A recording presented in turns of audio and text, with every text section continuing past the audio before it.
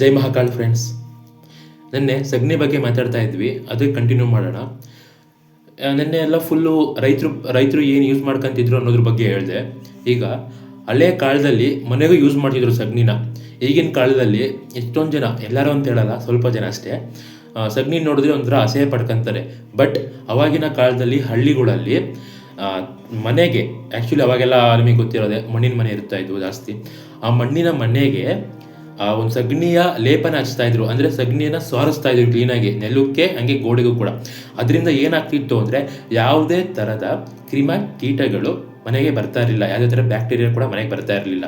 ಹಂಗೆ ನೆಲ ಯಾವಾಗಲೂ ತಂಪಾಗಿರೋದು, ಅದ್ರ ಜೊತೆ ನಾವು ಅದ್ರ ಮೇಲೆ ನಡೆಯೋದ್ರಿಂದ ನಮ್ಮ ಒಂದು ಆರೋಗ್ಯಕ್ಕೆ ತುಂಬ ಉಪಯೋಗ ಆಗಿರೋದು. ಹಂಗೆ ಈ ಸಗಣಿಯಿಂದ ಹೆಂಗೆ ಮಾಡೋದ್ರು ಅಂದರೆ, ಈ ಸಗಣಿ ಒಂದು ಬಾಲ್ ಮಾಡಿಕೊಂಡು ಹಿಂಗೆ ತಟ್ಟಿ ಒಂದು ರೌಂಡ್ ಟೈಪ್ ಮಾಡಿಬಿಟ್ಟು ಅದನ್ನು ಚೆನ್ನಾಗಿ ಬಿಸಿಲಲ್ಲಿ ಒಣಗಿಸ್ಬಿಟ್ಟು ಅಡುಗೆ ಮಾಡಬೇಕಾದ್ರೆ ಲೈಕ್ ಕಟ್ಟಿಗೆ ಬದಲು ಅದನ್ನಿಟ್ಟು ಉರಿಸಿ ಅಡುಗೆ ಮಾಡೋರು. ಆಮೇಲೆ ಮನೆಗಳಲ್ಲಿ ಅಗರಬತ್ತಿ ಅದು ಮಾಡಿಕೊಂಡು ಸಗಣಿಯಿಂದ ಮನೇಲಿ ಹಚ್ಚೋದ್ರಿಂದ ಯಾವುದೇ ಥರದ ಸೊಳ್ಳೆ ಮನೆಯೊಳಗೆ ಬರೋದಿಲ್ಲ. ಹಂಗೆ ಈ ಅಗರಬತ್ತಿನ ಪೂಜೆಗೂ ಕೂಡ ಉಪಯೋಗಿಸೋರು. ಏನಕ್ಕಂದರೆ ಪವಿತ್ರತೆ ಮತ್ತು ಶುದ್ಧತೆಗೆ ಪ್ರತಿರೂಪ. ಏನಕ್ಕಂದರೆ ಗೋಮಾತೆಯಲ್ಲಿ ಕೋಟಿ ದೇವರುಗಳು ಇರ್ತಾರೆ. ಅದಕ್ಕೆ ಹಳೆ ಕಾಲದಲ್ಲಿ ಇದಕ್ಕೆ ಗೋವಸ್ತೆ ಲಕ್ಷ್ಮಿ ಅಂತ ಹೇಳ್ತಾರೆ. ಅಂದರೆ ಗೋವಿನ ಸಗಣಿಯಲ್ಲಿ ಲಕ್ಷ್ಮಿ ವಾಸವಾಗಿರ್ತಾಳೆ ಅಂತ ಹೇಳ್ತಾರೆ. ಹಂಗೆ ಈ ಒಂದು ಸಗಣಿಯಲ್ಲಿ ಬಯೋಗ್ಯಾಸ್ ಮಾಡಿ ಅಡುಗೆಗಳನ್ನ ಬಳಸ್ತಾರೆ.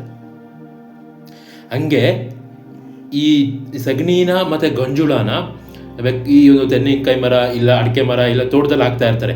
ತೋಟದಲ್ಲಿ ಹಾಕಿದಾಗ ಬರೀ ಗಿಡಕ್ಕೆ ಫಲವತ್ತತೆ ಒಂದು ಶಕ್ತಿ ಕೊಡೋದು, ಪೌಷ್ಟಿಕಾಂಶ ಕೊಡೋದು ಅಲ್ಲದೆ ನೆಲಕ್ಕೂ ಕೂಡ ಫಲವತ್ತತೆ ಸ್ಟ್ರಾಂಗ್ ಆಗಿರೋಕ್ಕೆ ಸ್ಟ್ರೆಂತ್ ಕೊಡ್ತಾ ಇತ್ತು. ಇಷ್ಟೊಂದು ಉಪಯೋಗಗಳಿರೋ ಈ ಒಂದು ಸಗಣಿನ ಈಗಿನ ಒಂದು ಜನ್ರೇಷನಲ್ಲಿ ನೋಡಿದ್ರೆ ಕೆಲವೊಬ್ರು ಅಸಹ್ಯ ಪಡ್ಕೊತಾ ಇದ್ದಾರೆ. ನಾನು ಇತ್ತೀಚೆಗೆ ನೋಡಿದ್ದೀನಿ, ಮನೆಗಳ ಹತ್ರ ಸಗಣಿ ಹಾಕ್ತಾರಲ್ಲ, ರೋಡ್ ಇರ್ಬೋದು, ಬಟ್ ಯಾವುದೋ ಕೆಮಿಕಲ್ದು ಸಗಣಿ ತಂದುಬಿಟ್ಟು ಅದೇನೋ ಕೆಮಿಕಲ್ ಥರನೇ ಬರುತ್ತೆ, ಅದನ್ನು ಹಾಕ್ತಾ ಇದ್ದಾರೆ.